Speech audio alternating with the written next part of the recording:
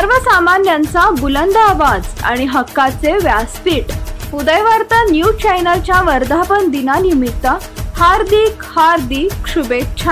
शुभेच्छुक foreign return धडाडीचे सामाजिक कार्यकर्ते माननीय श्री भीमांना हनुमापुरे, प्रोप्रायटर श्री महालक्ष्मी इरिगेटर्स खटाव, श्री सोमेश्वर दूध संकलन केंद्र खटाव, श्री अर्थ मूवर्स खटाव, सचिव Adityaraj India cooperative credit society limited, Miraj.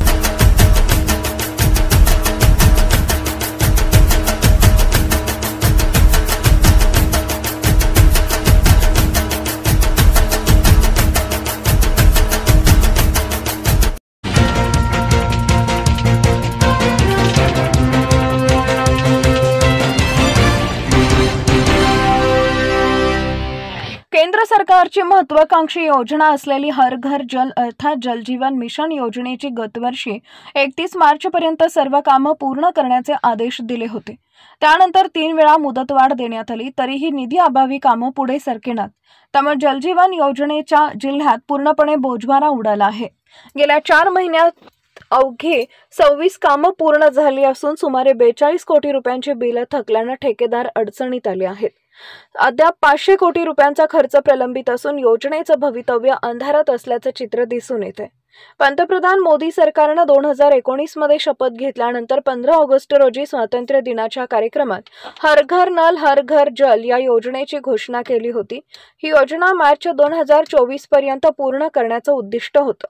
प्रत्यक्षात 2025 वर्ष निम्मे सरत आले तरी योजना रडत खडत सुरू आहे। सांगली जिल्ह्यात 683 कामांपैकी 386 कामं पूर्ण झाली आहेत।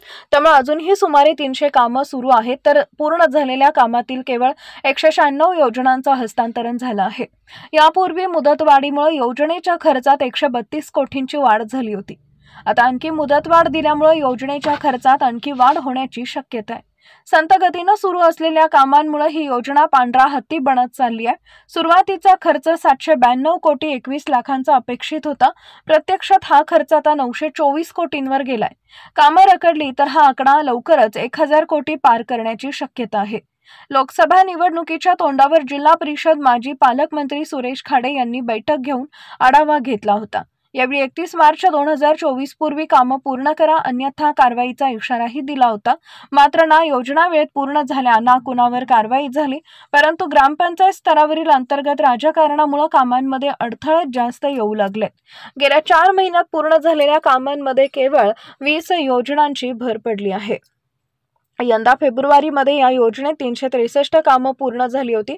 त्यानंतर जून पर्यंत केवळ 23 कामं पूर्ण झाली आहेत, तर योजना हस्तांतर होण्याचं प्रमाणही कमी आहे। 4 महिन्यात 22 योजना हस्तांतर करण्यात आल्यात। अजून 320 योजनांची कामं सुरू आहेत, तीही कासवाच्या गतीनं।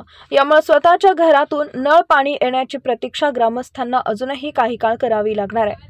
जलजीवन मिशन कामांच्या स्थानिक राजकारणात अडचणीचं ठरत असल्याचं सांगण्यात येत आहे। ग्रामपंचायत निवडणुकीत जिल्ह्यातील सर्व गावांमध्ये सत्तांतर झाले। यानंतर या योजनेचा खेळखंडोबा सुरू झाला। काही ठिकाणी टाकीची जागा बदल, कुठं पाईपलाईनची जागा बदल अशी मागणी नवीन सत्ताधाऱ्यांकडून होऊ लागली। त्यामुळे अनेक ठिकाणी योजनेच्या मूळ आखाड्यात बदल करावे लागले, त्यांचे नव्यानं सुधारित प्रस्ताव द्यावे लागेल, तेही योजना रखडण्याचं एक कारण आहे। एकंदरीत जिल्ह्यातील संपूर्ण चित्र पाहता केंद्र सरकारची ही योजना सपशेल अपयशी ठरल्याचं दिसून येत आहे। भ्रष्टाचाराची कीड लागली नसती तर ह्या योजना अगोदर झालेल्या निधीतच अगदी व्यवस्थितपणे पूर्ण होऊन सुरू झाल्या असत्या, हे सत्य नाकारून चालणार नाही।